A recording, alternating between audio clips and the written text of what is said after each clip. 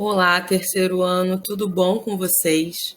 Hoje nós vamos começar a falar sobre um texto novo, o texto de opinião. Nós já falamos um pouco sobre isso na nossa última aula, em que eu pedi que vocês realizassem uma atividade da apostila. Nessa atividade, pedi que vocês dessem a opinião de vocês a respeito daquela charge e do porquê o menino pediu um futuro melhor. Eu já recebi várias fotos das produções de vocês e estou gostando bastante do que tenho lido. Mas hoje nós vamos ver um pouquinho melhor como fazemos para dar a nossa opinião a respeito de um assunto. Mas antes, o que é opinar? Opinar é dar a nossa opinião. E o que seria uma opinião? O que é ter uma opinião?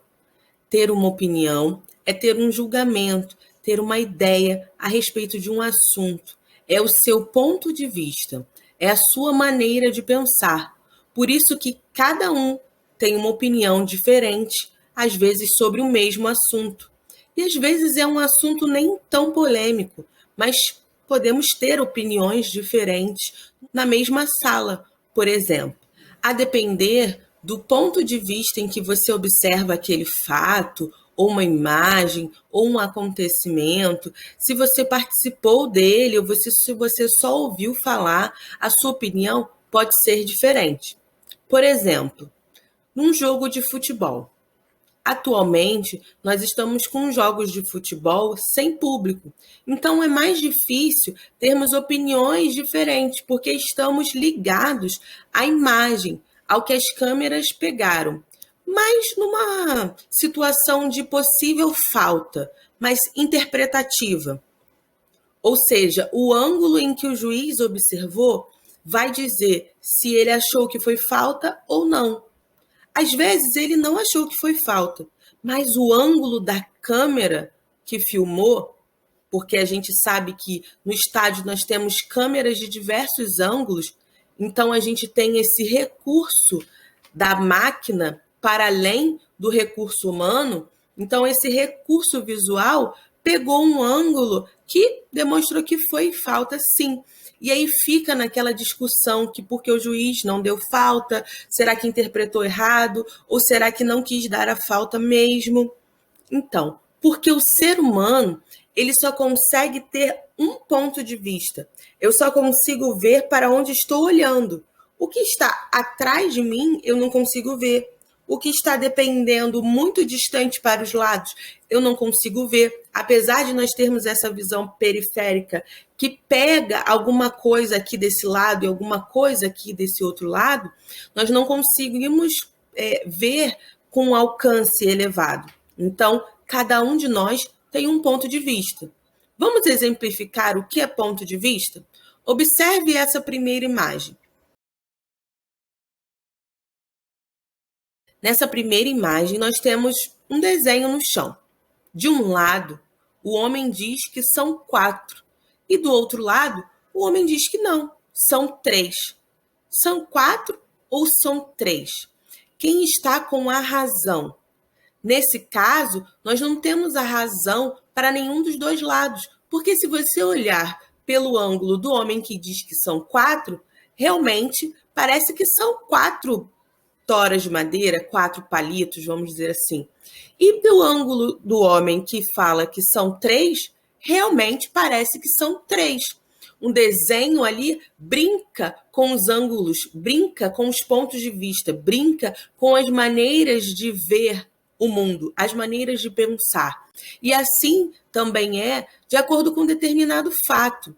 Não necessariamente a gente tem alguém que precisa ter 100% da razão. A gente terá pontos de vista a respeito daquele fato. Então, nós temos na sociedade muitas pessoas que produzem textos de opinião. Nós temos textos de opinião sobre cinema, nós temos textos de opinião sobre desenhos, nós temos textos de opinião sobre comida, sobre bares e restaurantes, nós temos textos de opinião sobre política, sobre economia. Tudo na nossa sociedade pode ser gerador de textos de opinião. O importante é que você tenha argumentos que defendam a sua opinião. O que é argumentar? Um texto de opinião, ele precisa estar firmado em argumentos, ele precisa estar firmado em fatos e ideias que possam ser provadas. Por exemplo, quando nós somos crianças, mesmo antes de aprendermos a falar, nós sabemos argumentar de forma positiva ou negativa. Podemos dizer que a argumentação vem desde o berço. Então, por exemplo, você não sabe falar, mas sabe fazer positivo e sabe fazer negativo, quando quer ou quando não quer alguma coisa. É uma argumentação de forma bem simples? Sim, porque conforme nós vamos crescendo, nós vamos aprendendo a argumentar melhor. Por exemplo, se você quisesse dormir na casa de uma amiga e precisasse convencer a sua mãe e o seu pai, você iria utilizar ideias, fatos, argumentos, ia dar posições, ia tentar convencê-los de que você pode hoje dormir na casa da sua amiga. Por que isso é seguro? Por que seria importante para você? Então, um texto de opinião, seja ele escrito, seja ele falado, ele visa convencer o seu interlocutor, ou seja, o seu ouvinte ou o seu leitor, de que aquela sua posição é a melhor, de que aquela sua posição, de que a sua opinião é válida. Para isso, você precisa ter argumentos sólidos, argumentos verdadeiros. Nos nossos textos de opinião, a gente sempre vai utilizar argumentos verdadeiros, coisas que deem base, que sustentem a nossa opinião. Observem agora comigo essa nova imagem a respeito de ponto de vista. De um lado, o homem diz que é 6 e do outro lado, o homem diz que é 9. É 6 ou 9? Vai depender de por onde você olha. E quem vai ganhar esse debate? Vai depender do melhor argumento. Vamos pensar, por exemplo, em séries policiais que nos mostram tribunais. Às vezes nós temos um réu e temos a defesa e a acusação desse réu. A defesa não necessariamente precisa acreditar que o seu cliente é inocente, mas ela quer amenizar ao máximo a pena do seu cliente ou provar que ele não realizou aquele fato. Então, ela traz argumentos, ela traz fatos, ela traz ideias, fotos, vídeos, depoimentos de outras pessoas que venham embasar, que venham dar base, sustentação para o argumento dela de que seu cliente é inocente. Já a acusação faz o contrário, traz argumentos, traz fatos, traz ideias e traz depoimentos de pessoas que vêm confirmar que o réu é culpado.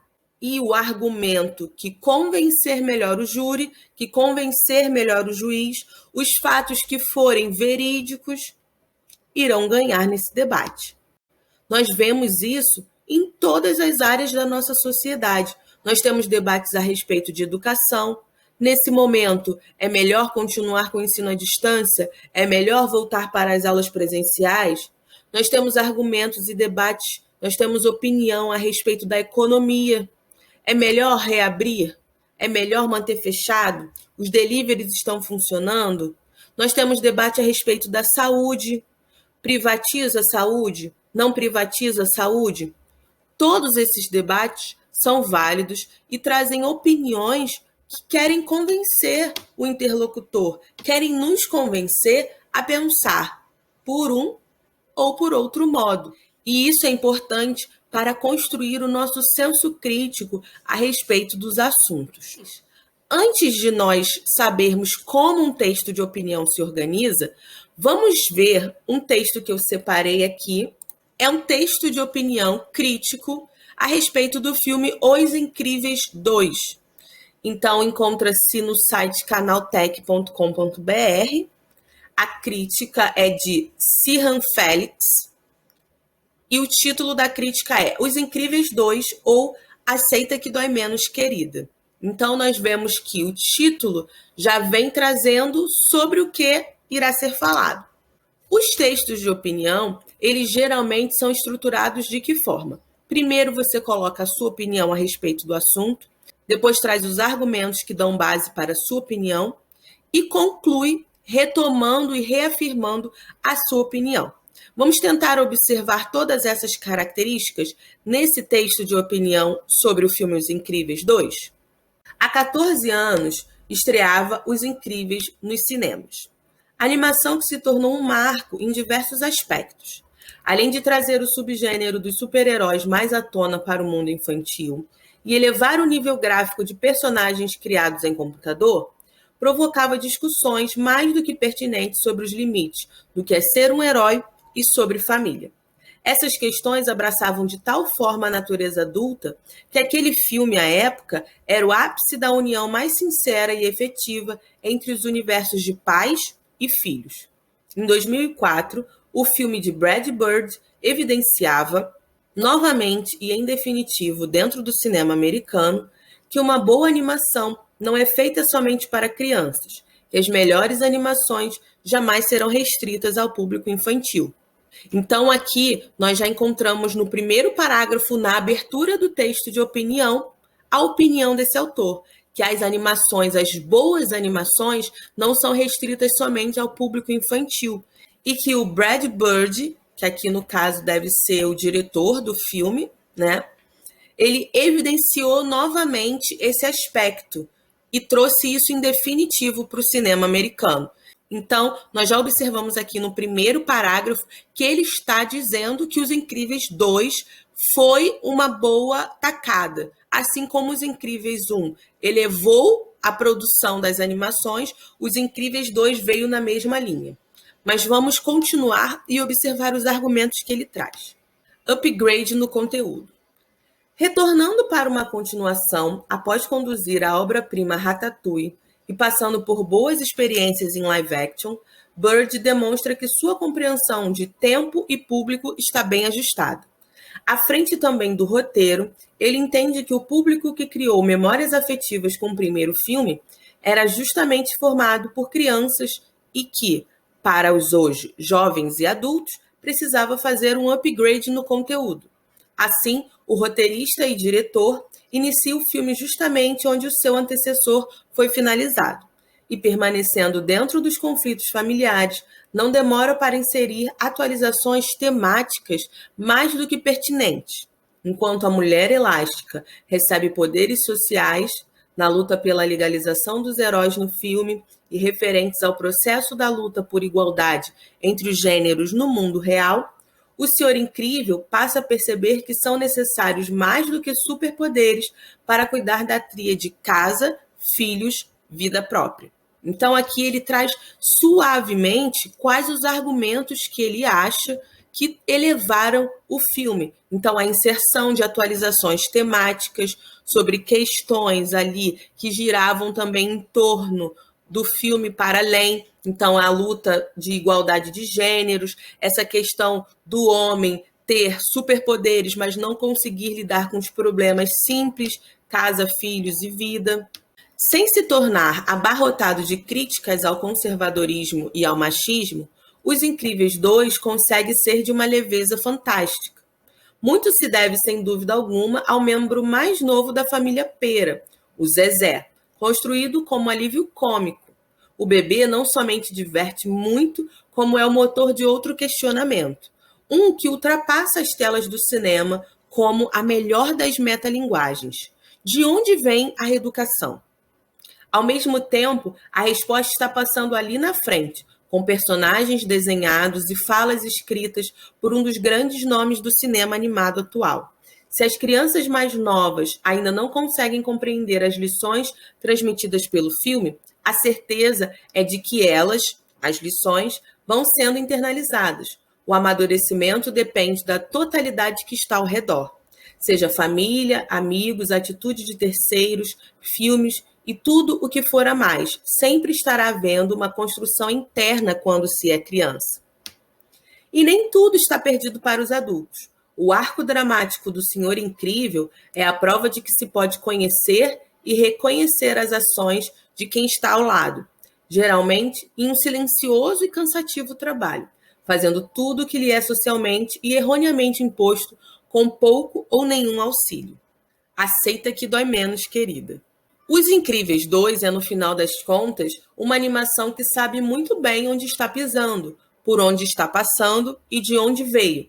É nostálgica na medida certa, é escrita e dirigida com cuidado, dinamismo e carinho, é pertinente como o melhor do cinema contemporâneo tem oferecido, é um entretenimento saudável que cultiva o que o ser humano pode ter de melhor e funciona com extrema competência para um público de todas as idades. Então, nós vemos nesse parágrafo aqui o resumo de toda a opinião trazida no texto, ok? E vamos caminhando para o final. Brad Bird conseguiu novamente elevar uma animação às alturas. Já o havia feito com Gigante de Ferro em 99, e o primeiro, Os Incríveis, em 2004, e o citado Ratatouille. Ele, que originalmente dubla Edna Motta, já pode citar a sua personagem e dizer aceita que dói menos, querida, porque a Disney Pixar já pode ter certeza de que não sentirá falta da mente do seu ex-chefe criativo John Lasseter, acusado de assédio. E aí termina o texto. Por que eu trouxe esse texto para vocês? Porque eu quero que agora vocês pesquisem textos de opinião. A respeito do quê? A respeito de algum filme, de algum desenho ou de algum personagem que você goste, que você se interesse.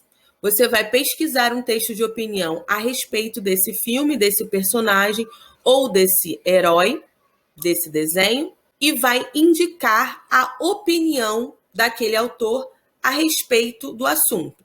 Por exemplo, se eu estivesse utilizando esse texto de opinião no meu exercício, eu colocaria texto de opinião encontrado no canal Tech, escrito por Sirhan Félix, ok? E qual é a parte que eu achei que traz melhor a opinião do autor? Essa é a parte que você vai copiar no seu caderno para que nós possamos compartilhar no nosso próximo Meet. Aqui nesse texto, seria esse parágrafo que eu estou mostrando para vocês nesse momento. Os Incríveis 2 é, no final das contas, uma animação que sabe muito bem onde está pisando, por onde está passando e de onde veio. É nostálgica na medida certa, é escrita e dirigida com cuidado, dinamismo e carinho, é pertinente como o melhor do cinema contemporâneo tem oferecido, é um entretenimento saudável que cultiva o que o ser humano pode ter de melhor e funciona com extrema competência para um público de todas as idades. Para mim, esse parágrafo resume todo o texto de opinião. Então, agora é a vez de vocês. Vocês irão procurar um texto de opinião a respeito de um desenho, de um filme ou de um herói que vocês se interessem, copiarão a parte da opinião do autor no seu caderno e no nosso próximo Meet nós iremos compartilhar essas opiniões. E você poderá me dizer se você concorda ou não concorda com a opinião que você pesquisou. Combinado? Qualquer dúvida, é só me mandar a pergunta pela agenda ou pela plataforma, ok? Um beijo e até a nossa próxima aula.